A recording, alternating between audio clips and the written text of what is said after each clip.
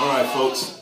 All right, so moving into this. So I just want to throw an addition in there. The plexus and the ganglia is what I meant to say in the first set. So the plexus and the ganglia. Okay, so now moving into this. Now I labeled this the kettlebells in the animal body. Okay, now what the hell is the animal body? Well, the animal body is what you are looking at right now. Right now, my animal body is what you are looking at. And I have something else that's speaking to you, okay? The animal body is what the general person would deem as, okay, this is the human body. This is what I have to work with, all right? This is what God blessed me with, bye-bye, okay? Now, the animal body, in my definition, comes to you as a composite being. It's a being comprised of every element that you can see and find on earth. All right? Whatever you may call it's basically all animals, all minerals, all organisms, everything is represented inside of the human body. Okay? So if, for instance, hey, somebody say, all right, I want to be a fish today. Go ahead and channel that in a fish. If I'm a lion, okay, I want to be a lion for the next year or so, then channel that in a lion. And how can people channel these energies? Because they're basically in you. One thing we must start to realize as a being is that our body is a universe. We have billions, even trillions of cells in our body. And these cells are all living things. Okay? Now, on top of that, we have things living on our skin. We have things living inside of our body, i.e. bacteria, fungus. You name it, it exists on the inside of you. There are carnivorous beings on the inside of our body. Just whatever you can think of lives with this thing that we carry around every day. Our vehicle, so to speak, okay? All right, so the animal body is a beautiful thing because the animal body is programmable.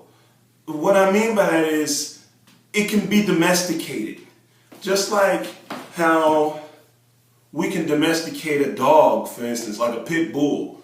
All right. Now, we can domesticate a pit bull to say, all right, it can be friendly around children. It can be safe, this, that, and the third. But you can't really predict if that pit bull is going to bite somebody whenever it feels like it. You understand? We can put a lot of work into it, but at some point, the dog is still a dog. You understand what I'm saying? We never really can tap truly into the species, you see? But this is the thing now. Now, seeing that we can domesticate something like a dog, or we can domesticate a horse, humans also are domesticated. And the way, how can we domesticate a human? Via the programming. So the programming can come to you via the things you surround yourself by, whether it be radio, whether it be television, whether it be YouTubing, whether it be Facebooking, video games, books. I like to call it like this. When you have a book and you read a book, that's the equivalent of taking a program and downloading it onto your computer. Okay? So when we look at the animal body, if we're looking at the kettlebells in the animal body, then the kettlebell is a discipline. There's a discipline that is directly connecting the bell and the body. So what we'll find is, as you work with the bell's number one goal is to endurify the body for a specific task. Okay? So you can use the bell to endurify balance, to endurify power, to endurify stamina, to endurify strength, to endurify strength on a deeper level via the breath, I mean, it's endless when you really look at how you can develop the body. Okay, so the animal body, now here's the thing. The unpredictableness about the animal body is this. But it is absolutely predictable. But depending on the mentality or the state mind of the person, we can teach the body to do kettlebell swings. But the body is going to say at some point, man, put this thing down. I don't want to swing this. Because it's really like, okay, something new. Even after you've done it for a while, it turns into something difficult. You see? So a lot of times when people pick these bells up, they pick these bells and say, what the hell? How is this thing so heavy? Well, the deal is, it's balanced. And it takes the balanced body to pick up a balanced bell. Okay? So to understand that, this is one thing that I really try to get over to my clients and just people in general. Okay, that 35-pound bell that you saw, that is standard weight for my women. You understand what I'm saying? That's a standard swing bell, the 35-pound bell for women. And the 24 kilo is a standard bell for the male. I don't care what your weight is. I don't care what your stature is. I don't care if you're a beginner, intermediate, advanced. For men, the 24 kilo bell is what you should be swinging. So if you're in something where you're not working with that, the lowest I've ever gone with working with a male client is that 35-pound, 16-kilo bell. Why? Because if you don't wake the body, if you don't load the body, you'll never get to the netherworlds. You'll never tap into the netters. What are the netters? Some of you might know. But, hey, if you know about them and you never tapped into them because you never loaded them, then, hey, they really...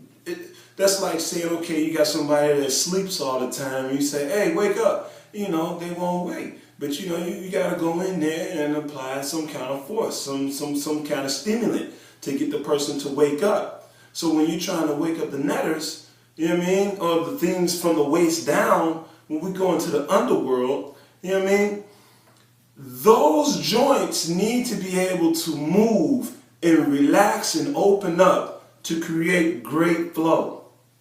Because without flow, you won't get the development. You see? Now, here's the thing. The animal body is so programmable that when we go into something like the kettlebell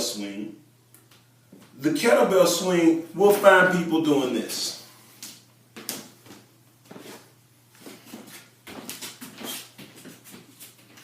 Okay? And I'm going to just show you a quick example, okay?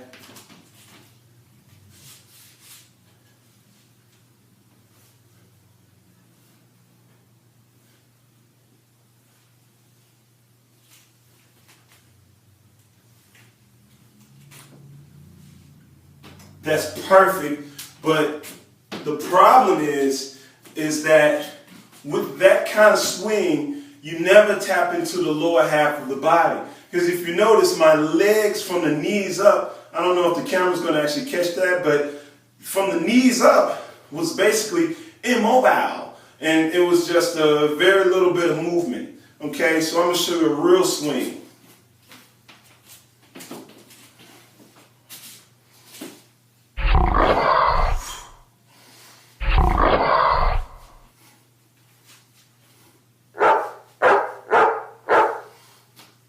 Now, here's one thing. Did you notice the change in level of the butt? Go ahead and hit rewind and notice the butt. On those second swings, I was changing levels. So like in football, you know, you might hear the coach say, change levels, change levels. Well, you got to change levels. Because when you change levels, boom, you're more active. Boom, You can get around and you can do more things. Like wrestling. You know what I'm saying? You know, it's getting those legs active. If we don't move these legs, we have half of our body dead. And that's just going from top to bottom, bottom to top. We're not even going with the posterior chain versus the frontal chain. You know what I'm saying? So we're going to dig real deep today. You know, and I really think I'm going to have to make a couple series on this because I want to go in real deep with the bell. Because it's so much to cover. It's so much to cover. And right now, we all are on the same plane. Because this is the deal. Yesterday was the winter solstice. Now, in our ancient knowledge, we talk about the rise of Heru. We talk about the resurrection of the Christ. You know, we're basically talking about the 12 cranial nerves. Right now, here in the northern hemisphere, right now, this is the moment where your 12 cranial nerves have the opportunity to wake up and come back online. You understand? So when we get into these videos, I'm giving you the process and the keys. You know what I'm saying? The 12 cranial nerves. That's why it's important to know how to breathe.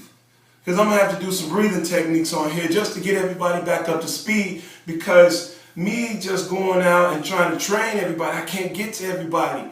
And I definitely don't have the time to dedicate to everybody. And I have to focus on myself too. You dig what I'm saying? So I'm getting these videos out because what we have at our hands, male or female, is the opportunity now to wake up the 12 cranial nerves. What does that mean? That means you can now access the 12 zodiacs all at once and become the Christ, the 13th zodiac.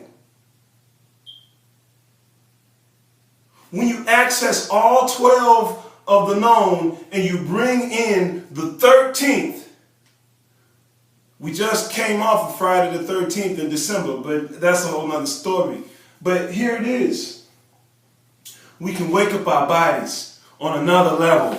And as the moon cycle, as they wane and wax and wane, one goes from a new to full to new to full, we move through the zodiac. But what happens when, okay, you go and now you get to ask somebody and say, hey man, what are you, a Leo? Nah, you can say, nah, I'm everything. I'm one. I am you. You understand what I'm saying? Sometimes, you know, information may come to us too soon. Do not count this out. Just understand. Because sometime, and everybody that's watching this video, it's going to come a point in your life when you're going to have to make a decision. And it may come back time and time again until you understand. And when you understand, that's when you'll be ready to move to the next level. You understand? So the 12 cranial nerves is the awakening of the Christ inside of yourself. You have total access and you have potential access to anything in your body. But if you have muscles asleep in your body, you have nerves asleep in your body. You don't have an electrical current going through certain avenues to give you the energy that you need, the energy that you may prefer to get certain tasks done. So when we're dealing with the kettlebell is awesome because it balances the body. You see, it's a perfect symmetrical shape to agree with the body's hormonal systems. It's an organic thing. Because the kettlebell is cast iron, we have iron in our body. So now the kettlebell becomes magnetic. I am fire, so I'm the electric, that's the magnet. So when we're dealing with Qigong,